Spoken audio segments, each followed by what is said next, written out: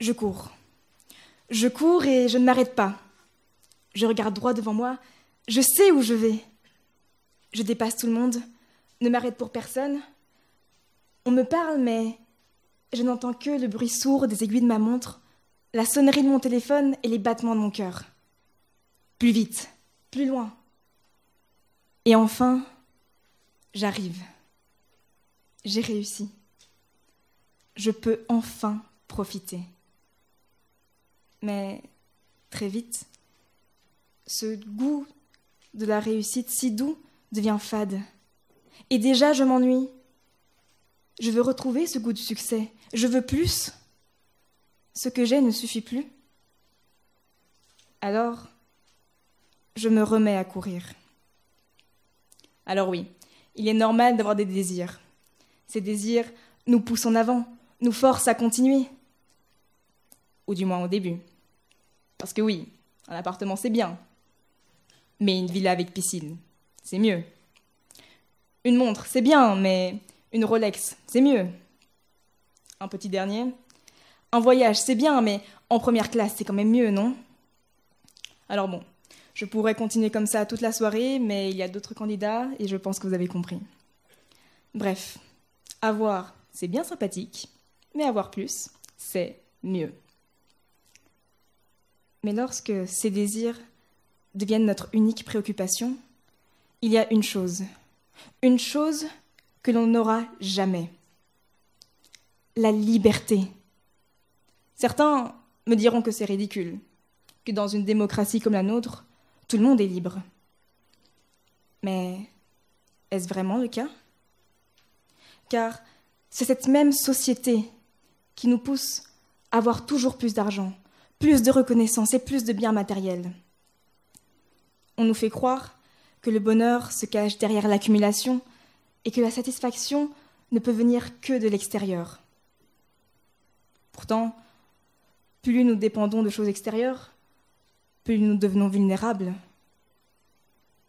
Celui qui ne peut être heureux sans richesse tremble à l'idée de la perdre. Celui qui cherche l'approbation des autres se laisse enfermer dans leur regard. Celui qui croit que son bonheur dépend d'un élément extérieur s'expose à une souffrance permanente, car rien d'extérieur, rien, n'est jamais totalement entre nos mains. Prenons une seconde, regardons-nous. Allez-y. Combien d'hommes et de femmes parmi nous courent après des chimères, pensant qu'une réussite sociale éclatante leur apportera enfin la paix? Combien d'autres vivent dans l'angoisse, obsédés par ce qu'ils n'ont pas encore atteint, incapables d'apprécier ce qu'ils possèdent déjà? Épicure nous met en garde contre ce piège.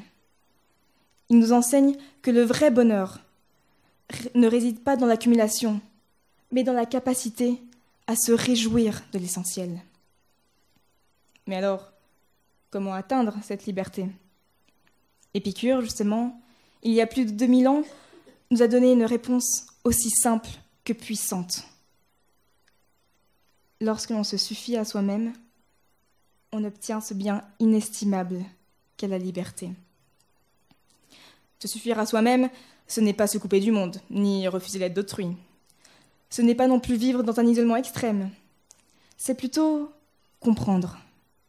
Comprendre que le vrai bonheur réside dans notre capacité à être bien avec peu, à ne pas être esclave de nos désirs incessants.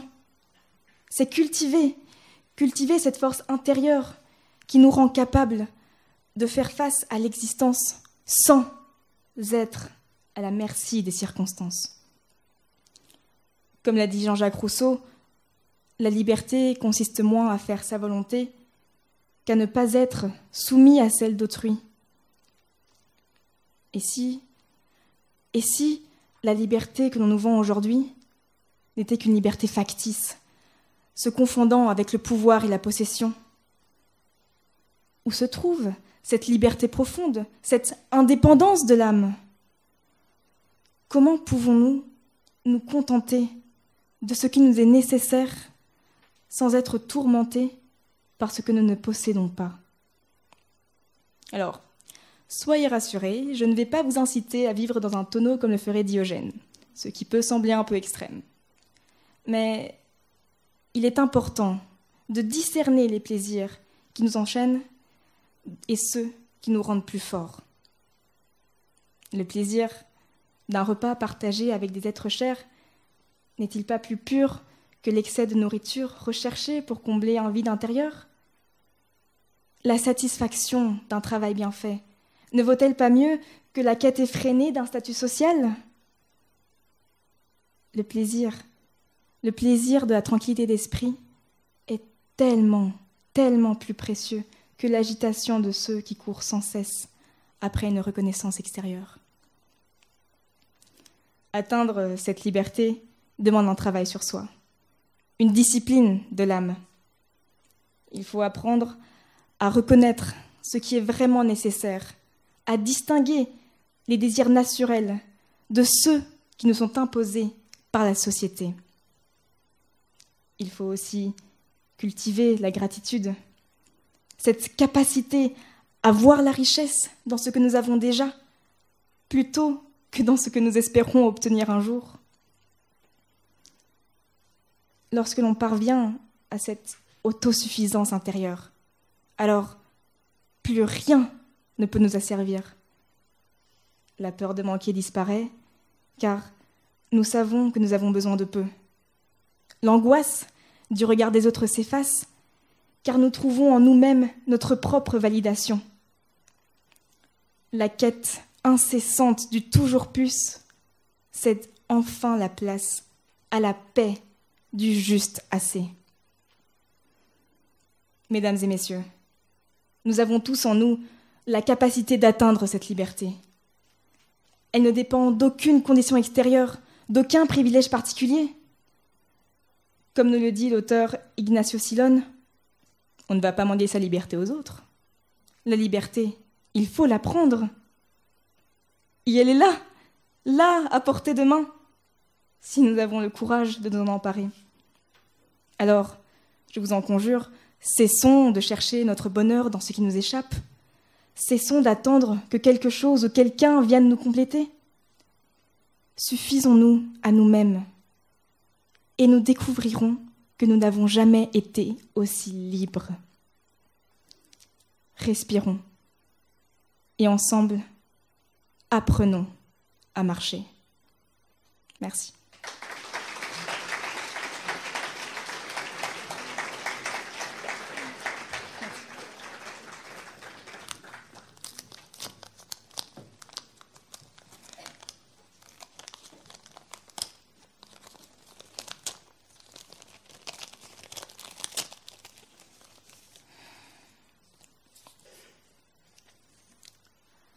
L'homme a créé des dieux.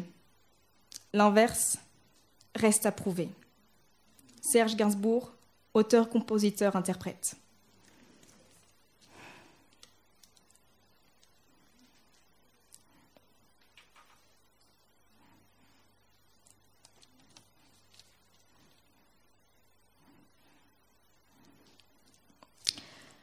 Oui, c'est toujours moi. Après 8 minutes de discours, je suis toujours sur l'estrade et je vais continuer à vous parler. L'homme a créé des dieux, l'inverse reste à prouver. Depuis la nuit des temps, les hommes ont inventé la religion. Ils ont besoin de croire en quelque chose. Ils ont besoin de croire que quelque chose d'extérieur influence leur vie. Mais cela ne se traduit-il pas en une peur d'assumer ses propres responsabilités, une peur de penser que nous ne sommes pas assez et que nous dépendons de quelque chose? Ou peut-être que c'est juste un moyen de s'échapper? Peut-être que c'est juste que nous avons envie d'y croire, car cela nous fait nous sentir bien? Je n'ai pas la réponse si les dieux nous ont créés. L'homme a créé des dieux. Et tant que ça nous convient, c'est que c'est la bonne chose à faire. Merci.